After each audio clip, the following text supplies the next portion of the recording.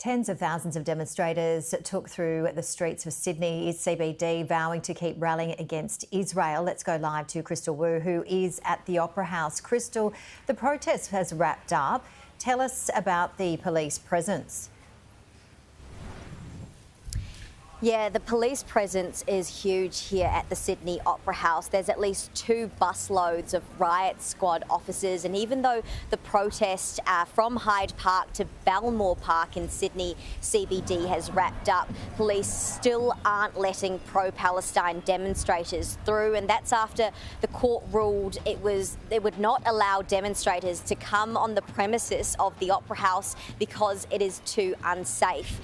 Now, we've just received a press release from police. They said at least 8,000 people turned up, a far cry from the 40,000 demonstrators were expecting. Now, there were 2 arrests made today. One was a 30-year-old man who was arrested during the process for possessing a prohibited weapon, and the second arrest was just after 11 a.m. this morning. A man who was not involved in the protest was arrested for approaching and allegedly threatening officers.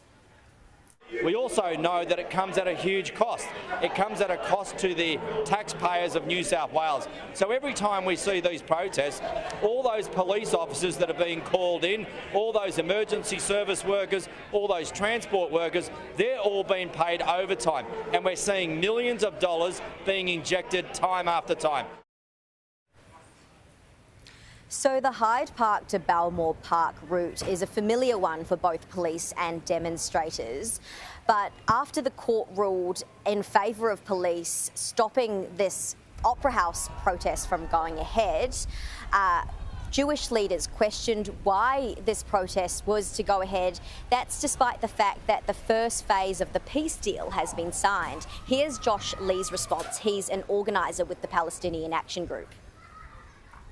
Obviously, we welcome any reprieve for the Palestinian people who have been suffering a genocide for 2 years now, a genocide supported outrageously by our own government here in Australia and armed by many governments around the world. So obviously we welcome any reprieve from that, but as I said, this goes nowhere near towards Palestinians actually being able to live decent lives. So even though the protest has wrapped up, because the weather turned from sunny to cold and windy halfway throughout the protest, Sydney Opera House is still full of police. So they're expected to be present here well into the night. Janie. Crystal Wu live in Sydney. Thank you so much for that update.